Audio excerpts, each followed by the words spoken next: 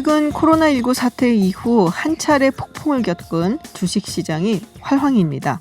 특히 최고점을 기록한 나스닥을 비롯한 미국 시장에는 전 세계 투자자들이 몰려들었습니다. 미국 시장에 관심이 있는 한국 투자자분들도 굉장히 많은 것으로 들었는데요. 그렇다면 한국 투자자가 가장 많이 투자하는 종목 혹시 무슨 기업인지 알고들 계신가요? 네, 정답은 테슬라라고 합니다. 괴짜에다 스캔들도 있었고 해서 전성기 때 폼을 잃는 듯한 일론 머스크와 테슬라였는데 최근의 성장세는 눈을 의심케 하고 있습니다. 물론 기후변화라는 전 지구적 문제에 도움이 되는 전기차라는 점이 차세대 산업군으로 힘을 받게 한 이유도 있겠죠. 저 역시 다음에는 전기차를 시도해볼까 생각해봤는데요. 아무래도 환경에 이바지한다는 공명심도 좀 작용했습니다. 그런데 얼마 전 우연히 보게 된 영상에서 전기차를 타는 것만으로 환경 보호가 다 되는 것이 아니라는 이야기를 들었습니다. 전기차는 화석 연료를 이용해서 움직이지 않는 장점이 있지만 어차피 충전해야 하는 그 전기는 발전소에서 만들어내야 하는 것이기 때문에 그 전기를 열심히 만들어내는 화력발전소가 돌아가는 한 근본적인 원인은 그대로 있다는 것이죠. 또 한 번 깨달았습니다. 기후변화와 환경보호는 민관 모두가 함께해야 하는 것이구나. 우리 에너지 산업 역시 변화가 있길 바라봅니다. 김우중 회장과 김대중 노무현 대통령의 연설문을 써온 베스트셀러 작가 강원국 전 청와대 연설비서관이 최근 신간을 내놨습니다. 제목은 나는 말하듯이 쓴다입니다. 네, 글쓰기와 관련해서 국내에서 가장 유명하신 분이 말하기에 주목을 하셨는데요. 네, 왜 말하기에 주목을 하셨는지 강원국 작가 직접 모셔서 여러 가지 이야기 나눠보도록 하겠습니다. 작가님 어서 오세요. 네, 정말 방송을 잘하시네요. 제가 아유, 감사합니다. 예전에 거기 한 금요일에 3개월 앉아 있었던 네, 적이 맞아요. 있는데 제가 왜 잘렸는지 알겠네요. 아니에요. 그 당시에 작가님께서 그만두시기로 하신 걸로 제가 들었어요. 정말 그만두길 잘했습니다. 아유, 더 좋은 분이 말씀을. 오셔서. 네, 올해 이렇게 이 자리에서 뵙게 돼서 저도 사실은 이제 서로의 어떤 컨택트라는 그 건너서의 그런 건 있었는데 직접 뵙기는 사실 처음이라서. 그러네요. 네, 자 오랜만에 작가님 나오셨는데 궁금하신 분들은 유튜브 TBS FM 들어오시면 보이는 라디오로 또 함께 하실 수 있습니다. 제가 책을 이렇게 읽어봤는데 지금 그 말이 와닿았어요. 강연과 글쓰기로 먹고 사는데 그 부분이 있잖아요. 예. 요새 강연 없잖아요. 어떻게 잘 2월부터 지내세요? 지금 강연이 전혀 그러니까요. 없고요. 네. 대신에 덕분에 나는 말하듯이 쓴다 이 책을 쓸 수 있었어요. 시간이 아무래도 좀 네, 있으시니까. 그전에 뭐 강의가 하루에 뭐 2개, 3개 이렇게 있었거든요. 근데 전혀 없어서 오히려 책 쓰는 기회가 됐습니다. 그러셨군요. 하루에 2개, 3개면 완전히 스타 강사신데요? 저 일타 강사. 일타 강사. 네. 오. 예. 그 일타 강사는 이제 딱 꼭 집어서 알려주기도 하지만 굉장히 많은 페이를 받는 걸로 일타 강사는. 그렇죠. 돈도 많이 벌었죠. 이야, 네. 그러시군요. 네. 제가 왜 기분이 좋죠? 네, 그래서 6월 책을 내셨는데 나는 말하듯이 쓴다. 이게 되게 특이한 게 흰색 부분과 파란색 부분이 있어요. 네. 그 파란색 부분은 이제 말에 관해서고요. 이제 한 60%는 이제 글쓰기고 네네. 40%는 말하기인데 지금 글쓰기 책을 한 3권 냈었는데 이게 하다 보니까 뭐 2가지 이유입니다. 하나는 말하기 시장이 굉장히 크다는 걸 알게 됐고요. 여기에 다니시다 보니까 진출을 해보자. 네. 그리고 또 하나는 제가 말을 잘하더라고요. 굉장히 잘하세요. 글쓰기에 관해서 말을 하다 보니까 말을 잘한다는 걸 알아서 뭐 이 정도면 이제 말하기에 대해서 글을 써도 되겠다 싶어서 이번에는 이제 글쓰기만이 아니고 말하기를 포함한 글쓰기 책을 내게 됐습니다. 그러셨군요. 근데 저도 사실은 이제 작가님 방송 나오시고 한 걸 굉장히 많이 봤었는데 어쩜 저렇게 말씀을 맛깔나게 잘하실까 그런 생각 굉장히 많이 했었거든요. 그래서 그런지 이 책을 읽으면서도 흰색 부분도 물론 좋았는데 푸른색 부분이 너무 재밌었어요. 예. 말하기 부분이. 예. 아무래도 말하기가 네. 뭐 좀 딱딱하지 않고요. 네네. 예. 재밌을 수 있죠. 그리고 이제 약간 그런 느낌도 있었어요. 이게 이제 단순히 글을 잘 쓰기, 말을 잘하기가 아니라 이렇게 사회생활의 팁이라고 할까요? 처세. 네. 예. 그런 느낌이 굉장히 많이 들었어요.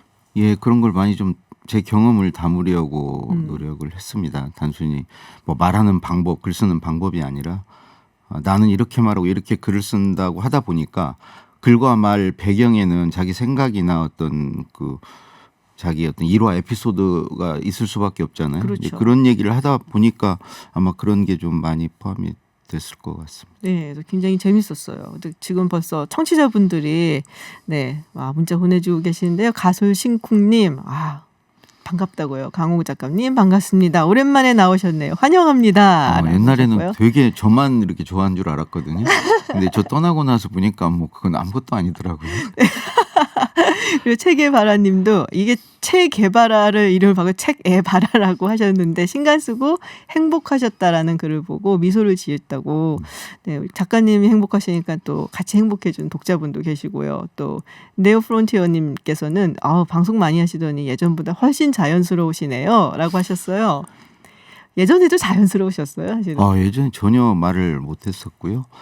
다만 이제 제가 한 10년 넘게 뭐 김무중 회장, 김대중 대통령, 노무현 대통령 연설문을 준비를 하다 보니까 네. 사실 말을 준비한 거거든요. 연설문은. 그러니까 그런 어떤 말 같은 글을 썼던 거죠. 그때는 몰랐는데 내가 막상 이 책을 쓰면서 보니까 내가 그때 이미 그런 좀 연습, 훈련을 하고 있었구나. 그러니까 말 같은 글을 쓰는 훈련을 이미 했었고 그래서 또 이번에 책을 쓰면서 느낀 거는 이 말을 잘하려면 글을 잘 써야 되고요. 네. 또 글을 잘 쓰려면 말을 잘해야 된다. 말과 글이 별개가 아니다. 함께 가는 거다. 서로 상호 보완해야 되고 이렇게 선순환해야 된다. 그러니까 말은 글로 준비하고 글은 말로 준비하면서 같이 가는 게 둘 다 잘할 수 있는 길이고 예를 들어서 나는 말은 잘하는데 글은 못 쓴다 하면 글을 쓰면 말을 더 잘할 수 있다는 거죠. 우리 김 박사님은 글도 쓰시고 또 말도 하시잖아요. 그렇게 돼야 된다는 거죠. 네. 근데 유난히 좀 강하다 싶은 부분이 있고 그러니까 좀 잘 못한다. 그러니까 예를 들어 말하는 거에 비해서 글이 좀 안 나온다라는 이제 사람들도 많거든요. 반대의 경우도 있고. 그 반대의 경우는 네. 그 잘하는 쪽에 너무 치중을 하고 못하는 쪽을 도외시해서 그래도 안 해서. 그러니까 잘하는 쪽으로 해결이 되니까 못하는 걸 이렇게 안 하게 되거든요. 안 하면 못하는 거죠. 오히려 그런 분들은 좀 못하는 부분에 신경을 쓰고 더 좀 많이 하면 네. 둘 다 잘할 수 있죠. 기존에 잘하던 부분도 더 잘할 수 있고요. 그래서 저는 이 책에서 정말 얘기하고 싶었던 것은 두 개가 같이 가야 된다. 가야 된다. 네. 약간 이렇게 같이 맞춰 있는 바퀴같이 이렇게 같이 가야 되는 그렇죠. 것이다. 두 바퀴가 같이 굴러야지 하나만 잘해서는 어렵다. 물론 하나 잘하는 분 계신데 이제 다른 쪽도 잘하면 더 잘할 수 있다. 이 얘기를 하고 싶었어요. 그래서 이제 말하듯이 쓴다라는 말이 말을 뱉듯이 쓴다 뭐 이런 의미도 있겠지만은 둘 다 이제 같이 가는 것이다 이런 의미도 있는 건가요? 간단합니다. 말하듯이 자주 쓰라는 의미도 있고요. 우리가 말할 땐 상대를 앞에 두고 말하잖아요. 글도 그렇죠. 읽을 독자를 앞에 두고 글을 써라. 서로 대화하듯이 또 구어체로 써라. 저는 이제 특히 일단 쓰기 전에 일단 말해봐요. 아내에게 이렇게 말해보고 네. 아내가 안 들어주면 이제 혼잣말 걸으면서 산책하면서 해보고 말해보고 쓰면 훨씬 잘 써지거든요. 그렇군요. 그런 글이 또 잘 읽혀요. 맞아요. 말해보고 쓴 글은. 되게 잘 읽혔어요. 술술 읽히고 이렇게 막 음성 지원 제 음성을 잘 모르시겠구나. 그런 게 되는 글이 사실 좋은 글이죠. 네, 음성뿐 아니라 영상까지 지원이 됐어요. 이거 보면서 그죠? 작가님 말씀, 그러니까 목소리하고 이제 그 얼굴 모습하고 다 이제 지원이 돼서 네, 참 아주 근데 굉장히 쉽게 읽었고 제가 또 특징적으로 봤던 부분은 거의 매번 이제 그 직접 겪으셨던 에피소드 이런 거를 집어넣으세요. 처음에. 다 읽긴 읽으셨네요. 그러세요. 그래서 근데 사실은 이제 그런 게 굉장히 그 독자로 하여금 쉽게 접근할 수 있고 빨리 재미를 흥미를 느끼게 할 수도 있는 그런 방법이잖아요. 그러니까 저는 이제 외국 잡지 중에서 이코노미스트가 그런 걸 되게 많이 해서 되게 좋아하는 편이에요. 예. 근데 작가님 이 책이 그런 부분이 굉장히 많더라고요. 그러니까 개인의 경험을 시작해서 쫙 얘기를 펼쳐가는데 부담 없이 쉽게 읽혀서 굉장히 좋았어요. 에세이 같은 글쓰기 책을 쓰고 싶었어요. 그 써보니까 또 잘 쓰더라고요. 원래 글 잘 쓰신대요. 네. 근데 작가님처럼 이렇게 글 잘 쓰려면은 말도 잘하고 글도 잘하려면 사실은 그 전에 어떤 훈련이 필요할 거 아니에요? 저는 이제 글이건 말이건 자기가 이제 잘해야 되겠다고 마음먹는 게 가장 중요한 것 같아요. 그 첫 번째고. 근데 되게 글은 좀 그런 분들 계신데 말을 잘해야 되겠다라고 마음먹으신 분은 드물어요. 네. 그래서 이제 잘해야 되겠다고 마음을 먹는 게 중요하고 맘만 먹어서 되는 게 아니고 뭔가 준비를 해야죠. 예를 들어서 말을 잘하려면 메모를 평소에 열심히 한다든가 그런 게 무엇보다도 근데 이제 말이건 글이건 그 글을 읽는 사람 내 말을 듣는 사람에 대한 그 뭐 존중 배려 그 사람들을 위한 내가 그 사람들에게 무엇을 줄 것인가 어떤 도움을 주고 그게 뭐 위로가 됐건 뭐 용기를 주는 게 됐건 지식을 전달하는 게 됐건 정보를 주는 게 됐건 내 말을 듣고 내 글을 읽는 사람에 대한 그 뭔가를 주고자 하는 마음 그런 간절한 마음이 사실 가장 중요한 것 같아요. 이제 그런 말을 듣고 그런 글을 읽으면 사람들에게 진정성이 느껴지고 그건 그냥 감각적으로 아는 것 같아요. 그래서 이렇게 뭐 청산유수로 뭐 말을 하고 아는 게 많고 뭐 이런 것보다는 그런 마음이 있는 게 중요한 게 아닌가 싶습니다. 그러니까 존중하는 그런 진정성 같은 거. 사실 그 부분도 인상적이었거든요. 거절을 하는 방법에서 한 3가지를 말씀하셨어요.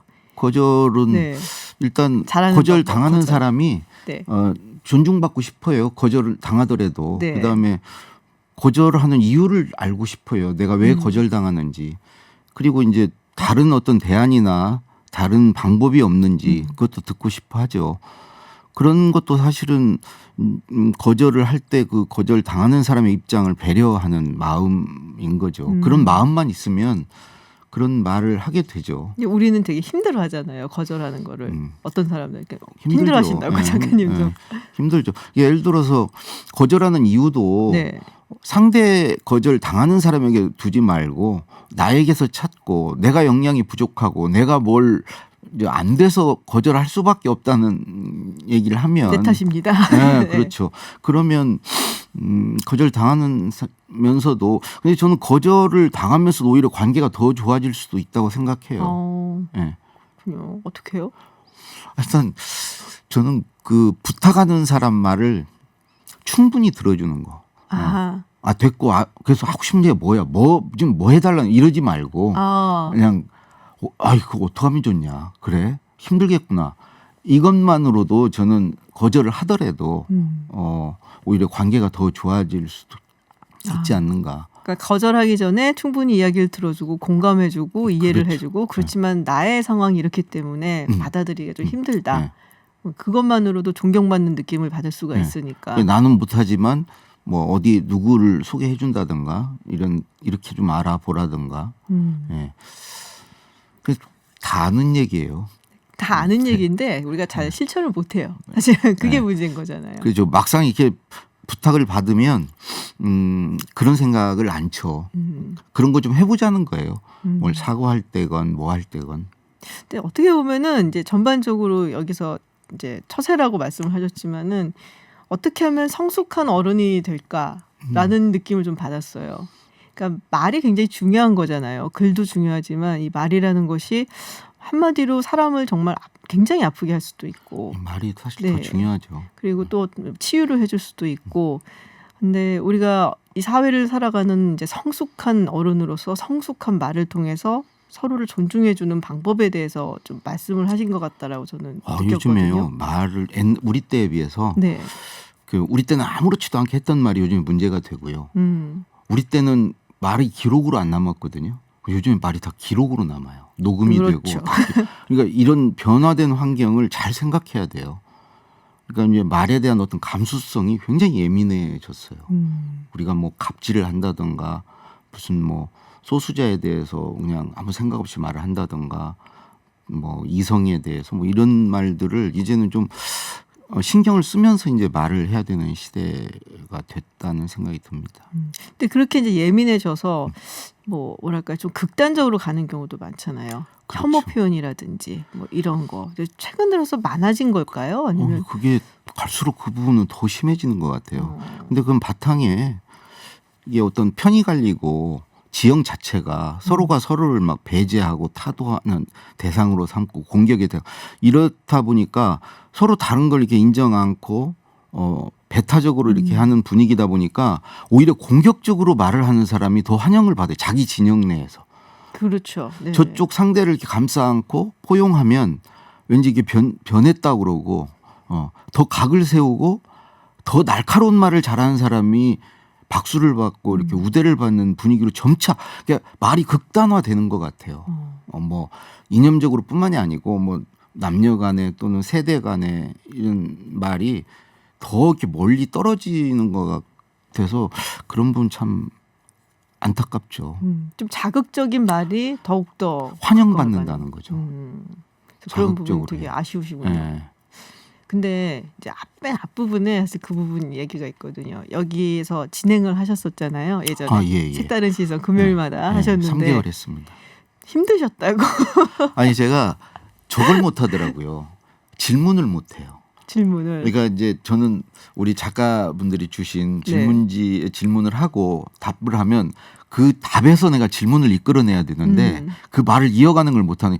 방금 지금 이제 전혀 대본과 관계없이 지금 말씀을 하시잖아요. 저렇게 진행을 해야 되는데. 눈을 보니까 빠져들어서.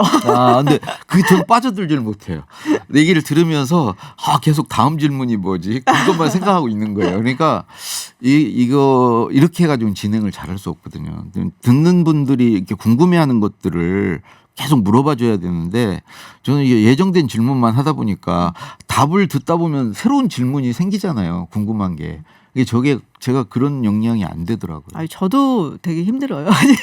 많이 고생하고 잘하시네요. 있는데, 근데 질문이라는 게 사실 이렇게 익숙해지기가 힘들거든요. 저도 이제 이걸 진행을 하면서 이제 물론 이제 작가분들이 이제 주신 이야기들 이런 것들 보고 그리고 조금씩 적응을 해 나가고 있는 중인데.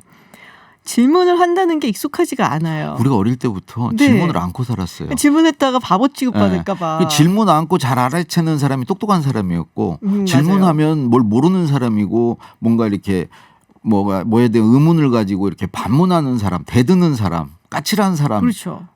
그런 사람들이 손 들고 이 있습니다. 질문이 있습니다. 이게 별로 대접을 못 받았어요. 맞아요. 우리는 이렇게 잘 알아먹고 잘 듣고 잘 받아 적고 이런 사람이 똑똑한 사람 취급을 받았거든요. 그렇죠. 네. 그래서 저도 쭉 그래 와가지고 이게 진행을 하려니까 질문을 못 하겠더라고요. 그러니까 예전부터 그냥 개떡같이 말해도 찰떡같이 알아듣고 그냥 그런 사람이 똑똑하다고 우리 때는. 그러니까요. 저희도 개떡같이 그랬어요. 말하면 물어봐야죠. 그 뭔 소리입니까? 말을 맞아요. 개떡같이 하면 제가 어떻게 알아듣습니까? 제대로 하세요 말을. 근데 이렇게 하면 대드는 사람이거든. 그렇죠. 까칠한 사람이고. 그래서 이제 대부분 그래도 몰라도 아는 척하면 그냥 대충 넘어가지고 막 이런 게 우리 그런 게 좀 있죠. 네. 근데 그런 게 사실은 요새는 조금 덜한 것 같기는 한데 좀 많이 몸에 체화가 돼서 사실 그 예도 넣으셨잖아요. 예전에 오바마 대통령이 굉장히 유명한 예죠, 사례죠. 네. 근데 기자회견을 할 때 이제 질문을 사실은 이제 대통령하고 기자회견을 해도 질문을 할 수 있는 기회가 기자들이 그렇게 많지는 않잖아요. 옛날에 봉숭아학당 보면 책상에 올라가서 저요 해야 될 상황이죠. 얼마나 좋은 기회입니까? 그렇죠. 미국 대통령이 질문을 하라고 그러는데 기회를 주는데 근데 끝까지 안 했잖아요. 그래서 한국 기자분들 질문하라고 근데 아무도 손을 안 들고 한국말로 해도 상관없다 통역이 있으니까 그래도 안 하고 결국 중국 기자가 했잖아요. 결국엔. 기자가 국민을 대신해서 질문하는 사람 아닙니까? 맞아요. 그리고 제일 똑똑한 사람 아닙니까? 우리나라에서. 아니 똑똑한 분들이 다 기자 하시잖아요. 네. 근데 질문을 않는 걸 보고 참 그건 좀 부끄럽더라고요. 그렇죠. 그게 좀 창피하다라는 얘기들을 그때도 굉장히 많이 해서 질문 얘기가 나왔는데 그 이야기도 쓰셨길래 우리가 질문을 안 하고 좀 뒤로 빠져 있고 이런 어떤 그런 문화가 예전에 좀 있어서 그런 것이 아닌가. 그러니까 좀 이렇게 의문을 가지고 도전해보는 그런 정신 이런 게 잘 길러지지가 않은 것 같다는 생각이 그리고 들었어요. 사람은 궁금할 때 행복해요. 알고 싶을 때. 그럴 때 의욕이 살아있는 거예요. 뭔가를 자꾸 알고 싶고 궁금하고 그런 게 이제 연애할 때 대표적으로 그런 것이고요. 그리움이라는 것은 궁금증이고 그건 상대에 대한 질문이 아니 집에 잘 들어갔는지 지금 밥은 먹었는지 나를 좋아하는지 다 궁금한 질문이거든요. 그러니까 사모님께 질문 많이 하셨어요? 우리 결혼하니까 이제 전혀 질문을 않게 되더라고요. 연애할 때는 질문이 늘 있었죠. 그렇군요. 그립기 때문에 궁금한 것이 굉장히 중요한 질문을 하는 것이다라고 하는데 지금 또 뭐 청취자분들 문자 오셨는데요. 4376님께서 주문 완료하셨다고요. 잘 보겠습니다. 예. 나오신 보람이 있으세요. 한 권 파셨어요. 그것 때문에 나왔는데. 네. 그러니까요. 네, 만사고고님, 네, 작가님 말 같은 말을 잘 듣고 있다. 네, 강연도 듣고 사인도 받고 싶고 신간에도 사인을 받고 싶네요. 뵐 수 있는 날 빨리 왔으면 좋겠습니다라고 하셨고요. 신간 그럼 사시는 거죠? 네, 또 한 건. 네. 그리고 난또산으로님, 이 질문 꼭 해달라고 하셨는데 원고 마감 시간이 있는 건 그래도 써지는데 그냥 내가 쓰고 싶은 거는 잘 안 돼요. 부탁한 글보다 내가 사는 이야기를 쓰고 싶은데 어떻게 하면 좋을까요? 작가신가 봐요? 아니면 작가 지망생이시든지? 마감이 있는 게 더 힘든데 그냥 쓰고 싶을 때 쓰는 게 사실 더 편한데요. 네. 근데 이제 누군가가 이거는 꼭 끝내야 돼라고 하면은 그럼 마감을 맞춰서 스스로 그러죠. 만들면 돼요. 저는 책 내기 전에 다 어느 신문사에 제가 연재를 하겠다고 그래서 했거든요. 요즘에는 그런 지면은 되게 많아요. 온라인 매체들 그렇죠. 동네 뭐 그런데 원고료만 안 받겠다 그러면 그런 마감 있는 글을 쓸 수 있는 기회는 얼마든지 있고요. 또 무슨 뭐 그런 그걸 쓸 수 있는 공간들 되게 많던데. 예. 근데 저도 사실은 그런 게 있기는 해요. 이렇게 글을 이제 쓰다가도 자 언제까지 마감입니다 하면은 이렇게 전신이 바싹 들어갈 거니까 그런 거는 있는데. 그러니까 뇌가 이제 그때 각성하고 집중하죠. 네네. 그럼 뭐 그런 장점도 있지만 사실 그런 게 아주 좋은 글은 못 써요 또. 맞아요. 급하게 쓰다 보니까. 네. 자, 오늘 작가님 모시고 이런저런 이야기 나눠봤는데요. 이번 신간에서 정말 이걸 꼭 이야기하고 싶었다. 이 부분은 꼭 말하고 싶었다. 지금까지 저희가 했던 이야기 말고 그런 게 있으시면 한마디 마지막으로 좀 해주세요. 제가 말도 잘한다는 얘기를 하고 싶었어요. 그럼 다 글만 알아요. 잘 쓰는 게 아니고 나는 말도 잘하더라. 네. 그러니까 글도 잘 쓰고 말도 잘 되는 말도 잘하는 사람이 됐으면 좋겠다. 그러기 위해서 말과 글이 동행하는 삶을 사셔라. 말 많이 하셔라. 말해보고 말한 걸 글로 쓰고 내가 글쓴 메모한 게 있으면 그걸 반드시 써먹고 말로. 그래서 말로 써먹어본 결과를 가지고 또 글을 쓰고 이걸 계속 말과 글을 오가면서 이렇게 사시면 그것만으로도 재밌고요. 나중에 잘 되면 돈도 돼요. 또 경제 꿀팁을 또 알려주시고. 알겠습니다. 말과 글이 함께 가고 또 많이 쓰고 말하고 그러다 보면 자극적인 이야기 좀 덜 하게 될 것 같아요. 저는 글로 남겨놓는 거랑 말하는 거랑은 또 차이가 있기 때문에. 그렇죠. 그러니까 막 자극적인 말을 하다가도 그걸 딱 글로 써놓으면 그렇죠. 창피해질 때가 있거든요. 그래서 그건 정말 새롭게 제가 오늘 배우고. 그래서 그런 부분도 있지 않을까. 저도 열심히 말하고 또 글 써보도록 하겠습니다. 네, 오늘 신간 들고 오셨습니다. 나는 말하듯이 쓴다. 우리 강원국 작가님의 신간인데요. 우리 청취자 여러분들도 많이 많이 읽어주시고요. 오늘 말씀 고맙습니다. 고맙습니다. 네, 박원순 서울시장의 갑작스러운 사망 소식에 많은 사람들이 충격에 빠졌는데요. 지금 이 시각 박 시장의 빈소가 마련된 서울대병원 장례식장 분위기는 어떤지 알아보겠습니다. 현장에 나가 있는 이강훈 기자 연결하겠습니다. 안녕하십니까, 이 기자? 네, 종로구 서울대병원 장례식장 앞에 나와 있습니다. 네, 많은 인사들이 박 시장의 빈소를 방문했다라고 들었습니다. 현재 상황은 어떻습니까? 네, 이곳 서울대병원 장례식장에는 낮 12시부터 오후 내내 지금까지 각계 조문객의 발길이 이어지고 있는데요. 빈소는 장례식장 3층에 마련됐지만 조문객들이 대거 몰린 탓에 1층 로비부터 조문객들의 줄이 길게 이어지는 모습을 볼 수 있습니다. 또 지금은 퇴근 시간대에 접어들었기 때문에 조문 행렬이 더욱 길게 이어지고 있는 모습인데요. 오늘 빈소에는 노영민 대통령 비서실장 등 청와대 참모진과 김태년 더불어민주당 원내대표 등 정치권 주요 인사들이 줄이어 방문했고요. 또 박영선 중소벤처기업부 장관 등 관료들의 발길도 이어졌습니다. 그리고 약 1시간 전에는 정세균 국무총리와 이낙연 민주당 의원도 빈소를 방문했습니다. 시장의 갑작스러운 별세 소식에 후반기 의회 일정을 모두 연기한 서울시 의회 의원들도 단체로 조문을 했고요. 앞서 오후 1시쯤 빙소를 방문했던 조희연 서울시 교육감은 시민단체인 참여연대를 함께 만들고 최근 서울 교육을 함께 꾸려온 친구이자 동지의 죽음이 원망스럽다고 말하기도 했습니다. 또 반기문 전 유엔 사무총장도 방문해 애도 소감을 밝혔는데요. 반 총장은 불과 사흘 전에 박 시장과 함께 한 환경 분야 기구 발족식에 참석했던 일을 언급하면서 박 시장이 남긴 국제적 과제들을 다 같이 이뤄나가는 것이 고인에 대한 예의일 것이라고 말했습니다. 다만 조문객들은 박 시장을 둘러싼 미투 논란에 대해서는 취재진의 질문을 피하며 말을 아끼는 모습도 보였는데요. 개인 차원에서 조문에 나선 정의당의 한 여성 의원은 박 시장의 미투 논란을 의식한 듯 따로 심경을 밝히는 인터뷰는 거절하기도 했습니다. 서울시가 박 시장의 장례를 사상 첫 서울특별시장으로 치르기로 한 것을 두고 이를 반대하는 청와대 국민청원 글이 올라오기도 하는 등 논란이 이어지고 있는데요. 하지만 서울시는 계획대로 진행할 예정이고요. 서울시청 본청 앞에 마련된 분향소에서 내일 오전 11시부터 일반 시민 등 조문객을 맞이할 예정입니다. 지금까지 종로구 서울대병원 장례식장에서 전해드렸습니다. 네, 감사합니다. 지금까지 서울대병원 장례식장 빈소에 나가 있는 이강훈 기자 연결해서 현장 분위기 들어봤고요.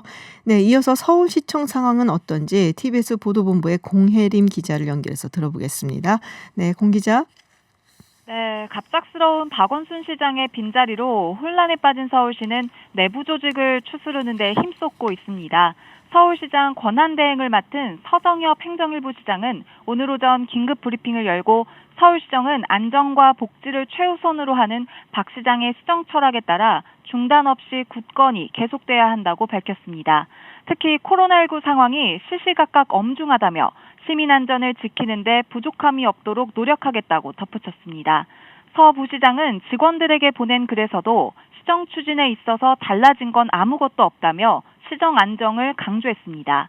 이와 함께 해외 주요 도시에 비하면 코로나19 확산세가 현저히 낮은 편이지만 여전히 집단 감염 위험은 도처에 산재했다며 한순간의 방역 공백으로 2차 유행이 번질 수 있다고 경계했습니다. 서울시는 내년 4월 7일 보궐선거 전까지 권한대행 체제를 유지하면서 지금까지 박 시장이 주력해온 정책을 최대한 안정적으로 유지해 나갈 방침입니다. 이런 가운데 서울시에서 박 시장과 함께한 측근들은 고인에 대한 명예를 훼손하는 행위를 삼가달라고 호소했습니다. 문미란 전 서울시 정무부시장은 박원순 시장 유족 대리인 호소문을 통해 갑작스러운 비보에 유족과 서울시 직원, 시민들이 큰 충격을 받았다며 고인에 대해 일방의 주장에 불과하거나 근거 없는 내용을 유포하는 일을 삼가달라고 밝혔습니다. 이민주 공보특보도 서울시 출입 기자들에게 보낸 문자 메시지를 통해 고인과 유족에게 상처를 주는 추측성 보도를 자제해 줄 것을 부탁한다고 말했습니다. 이런 가운데 박 시장에 대한 성추행 혐의를 고소한 것으로 알려진 전직 비서를 향한 2차 가해를 우려하는 목소리도 큽니다. 경찰은 박 시장을 고소한 사람을 지목해 신상을 공개하거나 유언비어를 유포하는 행위에 대해 엄중 조치하겠다고 경고했습니다. 네, 내일부터는 시민들이 시청 앞 분향소에서 조문을 할 수 있다는 소식도 들어와 있는데요. 네, 그렇습니다. 내일 오전 11시부터 서울시청사 앞에 마련된 분향소에서 조문할 수 있습니다. 앞서 서울시는 박 시장의 시신이 안치된 종로구 서울대병원 장례식장 3층 1호실 빈소에서도 오늘 정오부터 조문객을 받기 시작했습니다. 박 시장의 장례는 사상 첫 서울특별시장으로 치러집니다. 사망 추정일인 어제부터 따져 5일장으로 발인은 오는 13일입니다. 서울시는 조화와 부의금은 받지 않는다고 밝혔습니다. 지금까지 보도본부에서 전해드렸습니다. 네, 고맙습니다. 지금까지 TBS 보도본부의 공혜림 기자 연결해서 이야기 나눴습니다. 네, 해외 핫한 뉴스 알아보는 서울타임즈 시간입니다. 전주현 캐스터와 함께합니다. 어서 오세요. 네, 안녕하세요. 네, 유튜브 TBS FM 들어오시면 보이는 라디오로도 함께하실 수 있습니다. 미국은 뭐 코로나19 이 사태가 잠잠해질 기미가 전혀 안 보이는 것 같아요. 얼마 전에 하루 확진자 5만 명이 최다 기록 경신이다라고 말씀을 드렸는데요. 9일 기준으로 6만 명이 넘어갔습니다. 또다시 최다치를 경신했는데요. 9일에 미국의 신규 확진자가 6만 5,551명이었어요. 그리고 이제 캘리포니아, 플로리다, 텍사스 주에서도 하루 신규 사망자가 최다치를 기록했습니다. 지금 뭐 노스캐롤라이나, 일리노이, 애리조나, 위스콘신 주의 상황도 심각해요. 그러니까 굉장히 여러 주에서 지금 거의 뭐 사망자나 확진자 수가 최다치를 계속 있군요. 경신을 하고 있는 상태인데 심지어 이제 텍사스 주에서 하루에 사망자가 가장 많은 105명이 발생하면서 휴스턴시의 터너 시장이 코로나19가 통제 불능 상태다 이런 얘기를 내놓기도 했습니다. 그래서 지금 규제를 다시 강화하는 주들도 좀 속속 늘고 있어요. 그래서 애리조나 주의 경우는 식당에서 식사하는 사람 수를 정원의 50%로 낮추도록 하는 규제안을 지금 도입을 했고요. 그리고 이제 텍사스 주지사는 중증 외상센터 지역에 있는 모든 카운티의 병원들에게 필수적이지 않은 수술을 중단해라 이런 조치를 내렸습니다. 환자를 받아야 되니까요. 그리고 뉴욕시가 9월 말까지 모든 대형 행사를 취소한 상황입니다. 그래서 지금 골드만삭스의 이제 보고서에 따르면 미국인의 40%가 사는 주에서 경제 재개가 보류가 됐다. 또 다른 30%가 사는 주에서는 재개 계획이 일부 반대로 되돌려졌다. 이런 보고서를 내놨는데요. 그래서 효과적인 코로나19 백신이나 치료제가 나오기 전까지는 이런 관행이 필요하다. 이런 지적을 내놨습니다. 근데 굉장히 특이한 게 보통 이제 대부분의 국가들이 한번 이렇게 피크를 찍잖아요. 네, 그렇습니다. 그리고 이제 내려오죠. 그다음에 뭐 2차다 아니다 뭐 이런 얘기들 약간의 웨이브가 있어도 미국처럼 이렇게 쭉 내려왔다 다시 올라가는 거 없이 계속 이렇게 가는 경우는 상당히 드물거든요. 그렇습니다. 그래서 사실 미국에서는 1차 파동이 끝난 게 아니라는 얘기가 계속 나오고 있잖아요.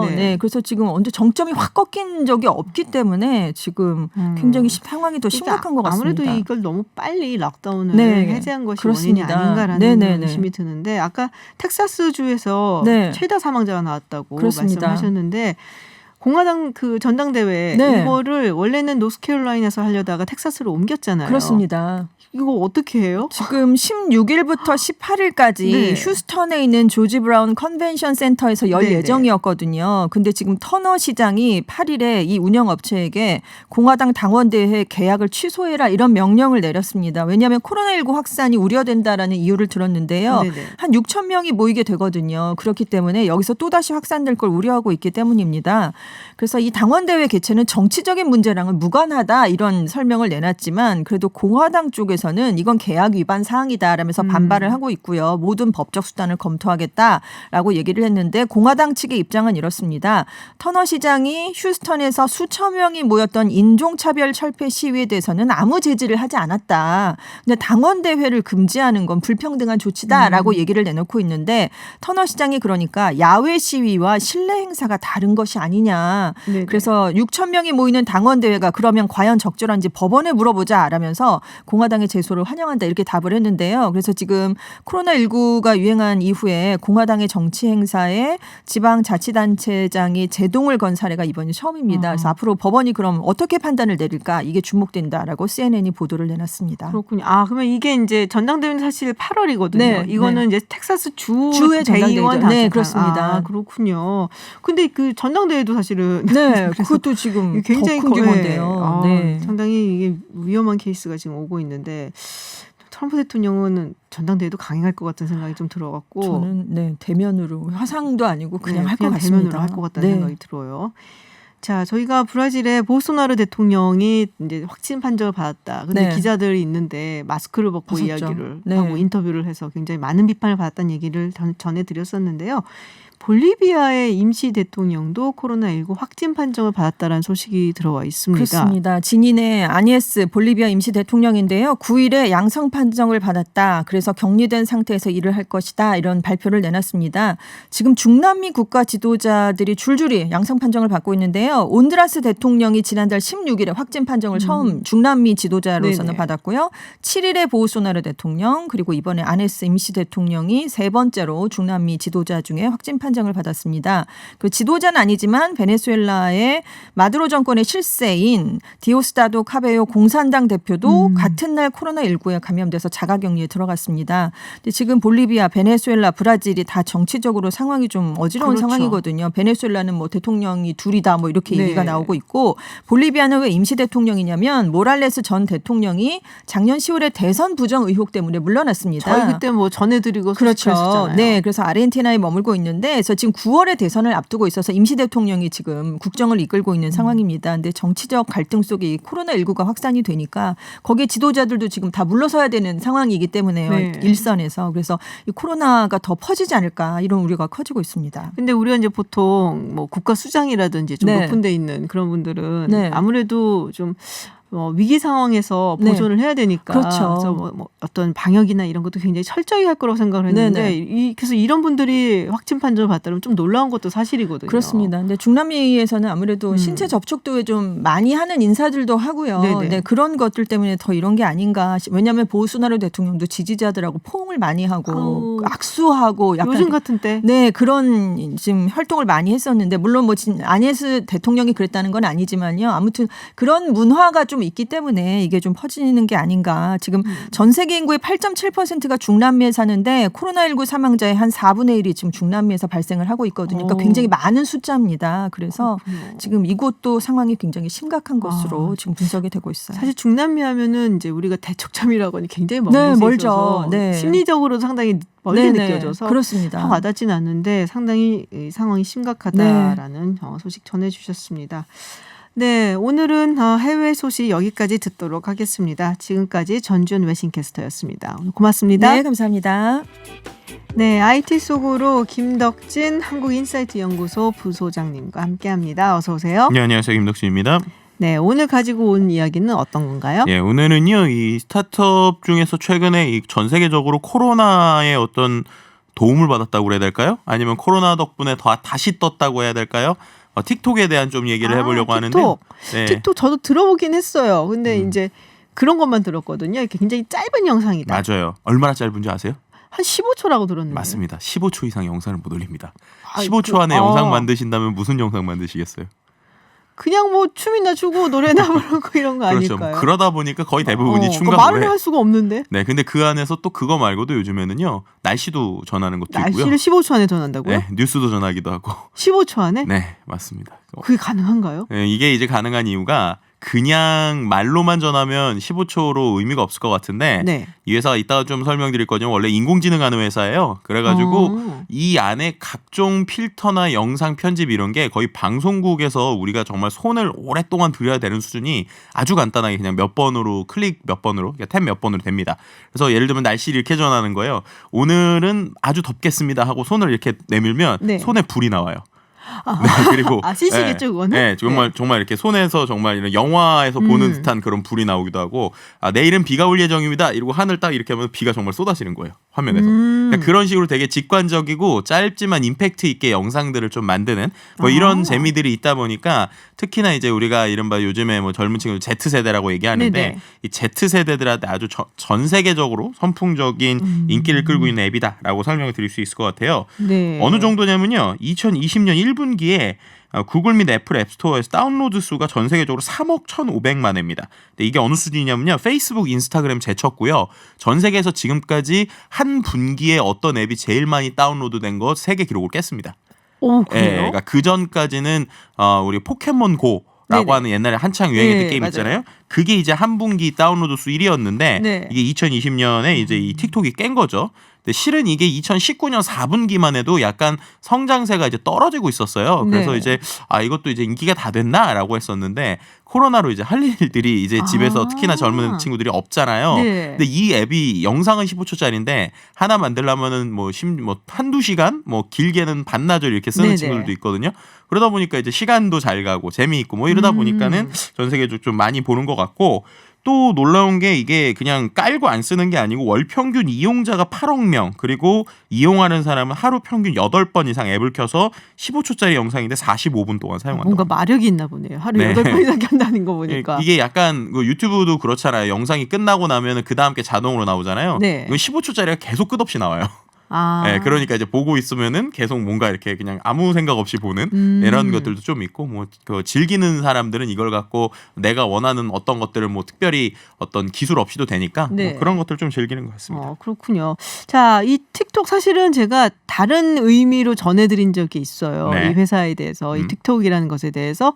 근데 어쨌든 이게 중국 회사잖아요. 맞습니다. 어떤 회사예요? 일단은 바이트댄스라고 하는 회사가 이제 만드는 여러 앱 중에 하나로 보시면 될 것 같은데요. 이 바이트댄스가 원래는 말씀드렸던 것처럼 그 인공지능하는 회사입니다. 그래서 전 세계적으로 뭘로 유명했냐면 로봇 기자 있잖아요. 그러니까 인공지능이 스스로 기사 쓰는 거, 인공지능이 짧게 기사 쓰는 거 이걸로 이제 오히려 중국에서 잘하던 회사라고 보시면 돼요. 그래서 이런 인공지능 기술을 가지고 틱톡이나 여러 가지 지금 엔터 관련 쪽의 앱들을 만들고 있는데 그래서인지 이 회사의 지금 기업 가치가 헥토콘 기업으로 가고 있습니다. 헥토콘. 네, 헥토콘이 어떤 거냐면 유니콘 우리가 많이 들어봤잖아요. 유니콘 기업.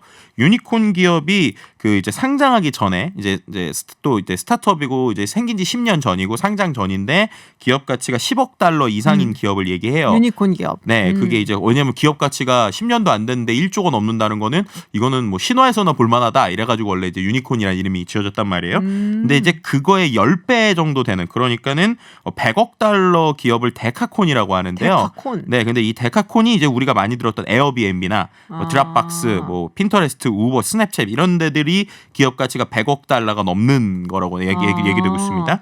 데카가 원래 10이란 뜻이잖아요. 그렇죠. 그럼 헥토는 거기다가 이제 더 가는 거죠. 100배인 거죠. 그래서 헥토콘 기업은 1000억 달러 이상, 그러니까 우리나라 돈으로 치면 한 120조.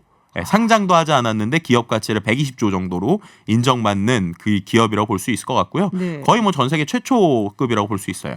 그러니까 그만큼 이 회사가 최근에 이제 전 세계적으로 주목받고 있고 실제로 1분기에만 전년 동기 대비 매출이 130% 정도 늘어서 6조 8천억 정도의 매출을 지금 내고 있는 것으로 보고 있습니다. 사실은 이제 틱톡 이야기를 듣고 전 이제 뭐 15초짜리 굉장히 짧은 영상도 올리고 한다 그럴 때 가장 먼저 생각난 게 이제 뭐 챌린지 같은 거거든요. 그렇죠.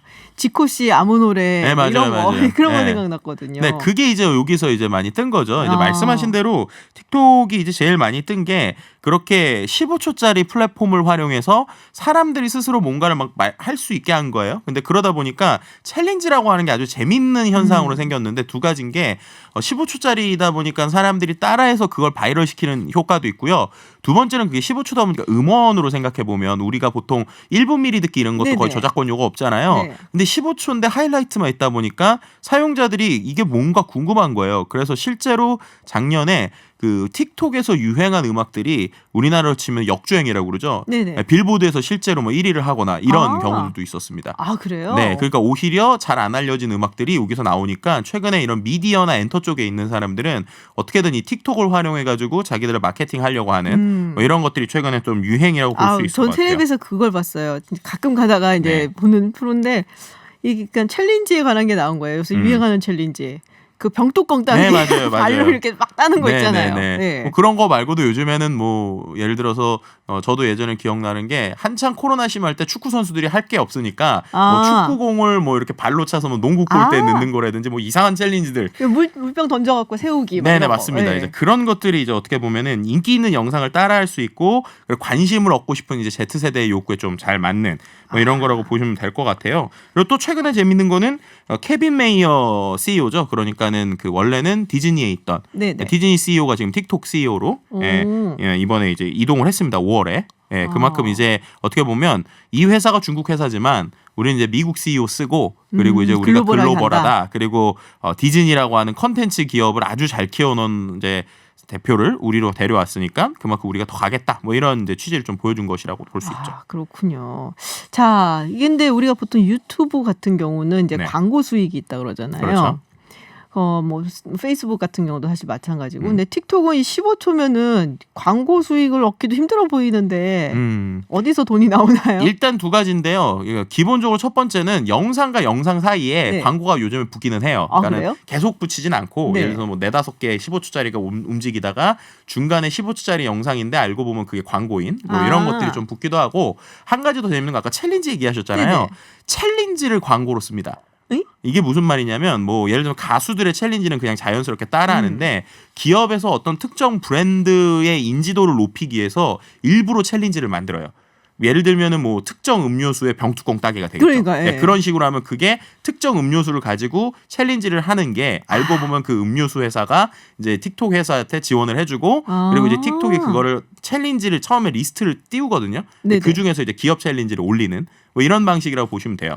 그래서 이제 이걸로 수익을 얻는 방식이 있고 그리고 이제 중국에서만 아직 하고 있는 건데 그 이렇게 이제 틱톡에서 이른바 이제 인기를 끄는 사람들이 유튜브나 이런 것처럼 구독자나 팔로우를 모으잖아요. 네. 그럼 그 사람들한테 라이브 커머스를 하게 해줍니다. 라이브 커머스? 그러니까는 그 틱톡 안에서 제가 직접 물건을 팔 수 있게 네. 쇼핑몰을 열어주는 거예요. 그러면 이 사람은 영상이 지금까지 올린 건 15초짜리인데 제가 생방을 1시간 동안 하면서 물건을 막 팔 수가 있는 거예요. 그럼 제가 예를 들어서 구독자가 500만이다. 네. 500만이 틱톡 안에서 제가 파는 물건을 사고 산 거에 대한 일부 수수료를 틱톡이 받는 이런 이제 이른바 이제 인플루언서를 활용한 커머스 모델 이게 이제 중국에서만 시작이 됐고요. 뭐 다른 나라에서도 아마 뭐 붙지 않을까. 그러니까 중국에서 지금 중국 틱톡 안에서는 지금 일어나고 있다라고 볼 수 있을 것 같습니다. 그렇군요. 요새는 뭐 상상도 못했던 여러 가지 방식으로 돈도 벌기도 하고 자기들 재능을 띄우기도 하고. 근데 진짜 놀라워요. 병뚜껑 따기는. 네, 그러니까요. 스스로가 좀 놀 수 있게 만들어 놓으니까 그 안에서 자연스럽게 돈 버는 게 좀 생기는 게 최근에 플랫폼의 어떤 특징이라고도 볼 수 있는 것 같습니다. 그렇군요. 근데 이제 사실 이 틱톡의 다른 부분을 제가 잠깐 얘기를 한 적이 있다라고 말씀을 드렸잖아요. 근데 이 틱톡이 사실은 이전에 이제 그런 문제들이 제기가 되고 사용하지 말아야 된다는 얘기도 나왔던 게 이게 중국 정부에서 사용자들의 정보 이런 거를 원하면은 준다. 뭐 이런 얘기가 있었거든요. 네, 맞습니다. 이제 실제로 지금 틱톡이 최근에 큰 어려움을 겪고 있다라고 얘기되고 있어요. 그게 왜냐하면 인도에서 틱톡 접속을 차단했기 때문인데요. 뭐 이유야 개인정보 보호지만 역시 결정적인 계기는 중국과 인도와 간의 분쟁이 있었죠. 분쟁 때문이라고 볼 수 있을 것 같습니다. 이제 그러면서 이제 실제로 이제 인도에서 여러 개의 지금 중국산 앱들을 막고 있는데 평상시 같으면 말씀하신 대로 그냥 우리가 괜찮아요 수준일 수 있잖아요. 아니면은 저희는 그렇지 않습니다 수준일 수 있는데 이번에는 이 케빈 메이어 CEO가 직접 인도에 대고 정말 구애 수준의 애원 수준의 메일을 썼어요. 잠깐만 중국 기업이 그러기 쉽지 않은데. 그러니까요. 어느 수준으로 썼냐면 인도의 틱톡 사용자들은 싱가포르에 위치한 서버에서 관리하고 있고 모 회사인 바이트댄스도 인도 내 틱톡 사용자 개인정보 프라이버시 보호 가장 중요하게 여긴다. 또 이제 향후에 인도에도 데이터 센터 만들 거다. 그러니까 인도 내에서 데이터 관리할 거다. 심지어 앞으로 현지 채용까지 늘리겠다. 그러니까 우리는 전혀 상관없고 혹시나 중국 정부가 요청하더라도 인도 걸 절대 주지 않겠다. 이런 정도까지 지금 얘기를 했다는 거죠. 그걸 어떻게 믿어? 약간 얘기들을 할 텐데 인도한테 이렇게 뭐랄까 좀 굉장히 구애를 하고 근데 중국 기업이 보통 이런 모습 안 보이잖아요. 그렇죠. 근데 이런 이유가 있을까요? 네, 역시 뭐 어떻게 보면은 기업의 논리는 돈이라고 볼 수 있을 것 같은데 사실상 인도가 거의 틱톡을 먹여 살린다라고 얘기할 정도예요. 어느 수준이냐면요.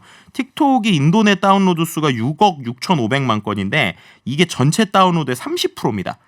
그러니까 틱톡의 지금 전체 다운로드의 30% 실제 사용자도 1억 2천만 명이 틱톡이 인도에서 쓰고 있고요. 인도 내에서 페이스북 다운로드 수를 틱톡이 앞섰어요. 그만큼 틱톡이 인도에서 상당히 많이 쓴다라고 볼 수 있습니다. 그래서 만약에라도 인도가 이렇게 계속 틱톡을 막는다라고 하면은 실제로 이제 뭐 언론들에서 평가하기로는 바이트댄스 그러니까 틱톡의 자회사가 약 한 7조 2천억 정도의 손해를 볼 수 있다. 이렇게 지금 분석이 되고 있는 상황이에요. 인도가 이제 마켓이 커서 그렇겠죠. 아무래도. 네, 그리고 또 어떻게 보면은 어린 친구들이 많다는 게 또 중요한 거죠. 인도가 그러니까 중국하고 다르게 오히려 중국은 지금 벌써 이제 노화가 시작됐다 얘기하는데 인도는 정말 젊어요. 맞습니다. 그러니까는 이제 10대, 20대가 전 세계적으로 많은 기업 이제 국가들에서 역시 틱톡이 잘 되다 보니까 아무래도 이렇게까지 구애를 보여내는 거는 거의 정말 인도 제발 열어주세요. 약간 그런 느낌인 것 같아요. 그러니까요. 참 이렇게 이제 역시 인구가 많은 것도 마켓이 큰 게 굉장히 크게 작용을 하는구나 싶은데 사실은 이제 다른 나라에서 틱톡을 금지시킨다, 퇴출시킨다라는 얘기가 있었거든요. 네, 맞습니다. 똑같은 이유 때문이죠, 사실은 이제 정보를 가져간다는 것 때문에. 네, 뭐 그런데 이제 이게 또 시장의 차이라고도 볼 수 있을 것 같은데 홍콩에서는 반대로 자진 철수를 했어요. 왜요? 그러니까 말씀하셨던 그런 이슈들이 계속 나왔잖아요. 홍콩이 뭔가 중국에 이 틱톡이 뭔가 정보를 계속 준다 이런 식의 의혹을 제기하니까 그럼 우리는 발을 빼겠다라는 겁니다. 근데 그게 가능했던 이유가 뭐냐면요. 틱톡이 이 홍콩 내에선 사용자가 15만 명 수준이래요. 그러니까는 얼마, 이제 아까 얼마라고요? 인도가 1억 뭐 인도는 1억 3천, 1억 2천 이러는데 홍콩은 15만 수준이니까 차라리 그럴 거니 우리가 좀 이제 우리가 나가겠다 약간 그런 느낌 좀 아예 대변인이 공식적으로 틱톡 대변인이 우리가 지금 1년의 사태 때문에 아예 홍콩에선 발을 빼겠다. 철수하겠다. 이렇게 지금 나오고 있는 상황이기도 합니다. 의심할까 봐 그냥 우리 먼저 발 빼겠다. 네. 근데 실제로 뭐 의심할 수밖에 없었던 게 예를 들면 트위터에서 홍콩을 검색하면 네. 뭐 친중 선동물이 뭐 수만 명에 달하는 홍콩 민주화 시위대를 포함한 다양한 게시물이 나왔어요. 네. 근데 틱톡에서 홍콩을 검색을 하면 중국 정부가 별로 안 불편해할 내용들만 나왔다는 거죠. 예를 들면 했어.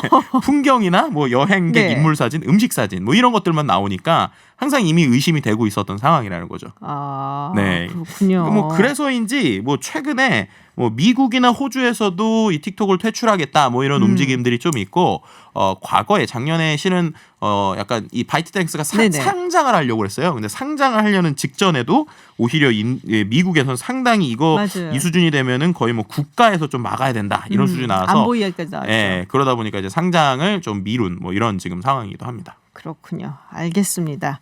네, 새로이 등장한 틱톡에 대한 이야기. 처음에는 뭐 여러 가지 즐거운 챌린지부터 시작해서 이제 마지막 안 보이기까지 나눠봤습니다. 네, 김덕진 한국인사이트 연구소 부소장과 함께했습니다. 오늘 고맙습니다. 네, 감사합니다. 네, 김지윤의 이브닝쇼 오늘 준비한 내용은 여기까지입니다. 앞서서 오프닝에서 저희가 말씀드렸죠. 다음 주 월요일부터는 10분 일찍 방송 시작됩니다. 방송 시간 늘어난 만큼 더욱더 다양한 주제로 찾아뵙겠습니다. 많은 성원 그리고 관심 부탁드리겠습니다.